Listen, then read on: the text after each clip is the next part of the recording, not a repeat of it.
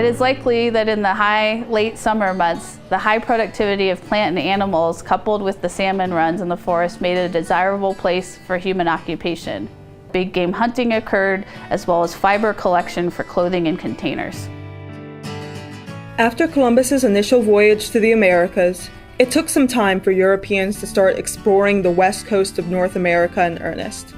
It wasn't until May of 1792, 300 years after Columbus's expedition, that the first European-American explorer, Robert Gray, noticed and sailed into the mouth of the Columbia River. George Vancouver commanded this Royal Navy exploration squadron to really look at the Pacific Northwest coast. He encountered Robert Gray, who was actually an American trader who had stumbled into the mouth of the Columbia River. And then upon exiting, ran into Vancouver and his ship, and they exchanged information. So Vancouver entered the mouth of the Columbia River, as well as another ship called the Chatham, which was commanded by Lieutenant Broughton. And he actually commanded Lieutenant Broughton to send an exploration upriver as far as was possible. And they were the first Europeans to denote this snow-capped peak off to the east. And they actually named it after Lord Samuel Hood. And because it was the Royal Navy who basically put this area on the map for Euro-Americans, they got that privilege and honor to name the peaks that they were encountering. The motivation for the Lewis and Clark expedition was Jefferson wanting to find out really what he had purchased through Louisiana Purchase, as well as to see what was beyond the crest of the Rocky Mountains and if there was an easily navigable route out to the Pacific Ocean. Their route was really chosen to be on a northerly route to try and find the beginning of the Columbia so they could eventually proceed to the mouth of the Columbia. So Lewis and Clark, when they returned back east, they actually returned with glowing reports of the Pacific Northwest as far as the bounty for furs, and specifically for the presence of beaver. And of course, beaver was the driver of the fur trade during that time period, and it was all for men's fashion to make felted hats. Everybody who called themselves a gentleman needed a beaver felt hat.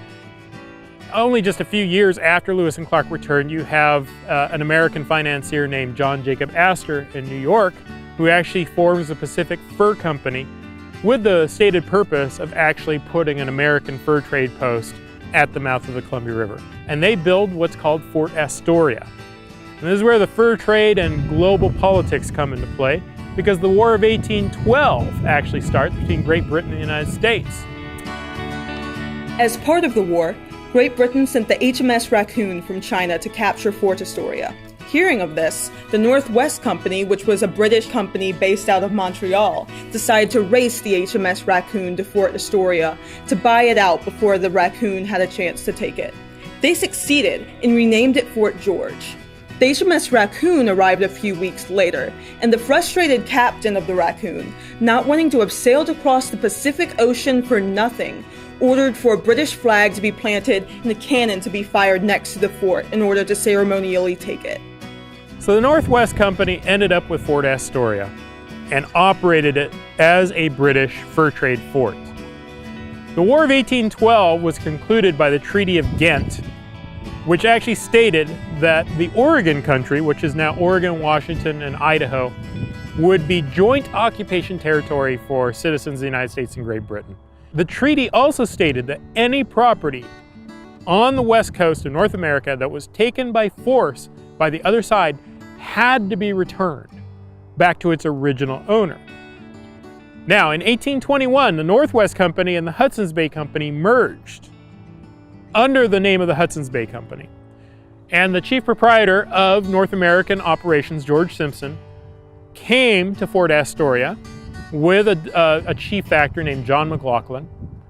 And they analyzed the situation, and they had read the Treaty of Ghent, and they realized that the United States had a claim on Fort George because of that clause of property being taken by force, because that brash Royal Navy captain had did a ceremonial planting of the flag and a ceremonial firing upon the fort. Under the letter of the law, that was a taking a property by force. By the 1830s, the Northwest Company had been incorporated into the Hudson's Bay Company under the name of the HBC. Many HBC employees had been in the area for decades and were reaching retirement age. so they decided on an agreement with the HBC to settle south in the Willamette Valley in what became known as the town of Champoeg. But eventually, word is getting out, there's free farmland for the taking, right? And that really drives the origins of the Oregon Trail. The Hudson's Bay Company had told John McLaughlin, do what you can to discourage American settlement. But he gets a message from Fort Dalles that there's 1,000 starving Americans sitting at the Dalles. McLaughlin actually sent boats called bateaux up to the Dalles. He pulled all those Oregon Trail immigrants and their remaining materials here to Fort Vancouver. He extended them credit on the books, allowed them to go shopping, and he told them all, move south, go into the Willamette Valley.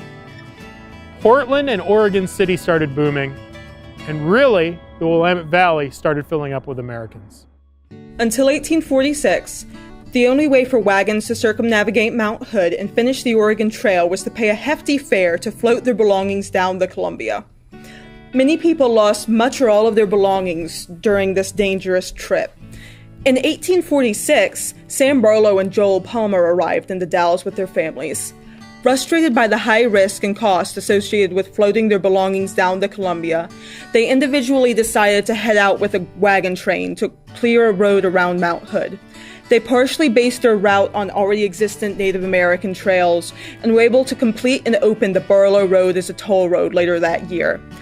The Barlow Road was renowned for ranging from rough to barely passable for wagons and included Laurel Hill, which was a slope so steep that people tied logs to the back of their wagons to slow the descent.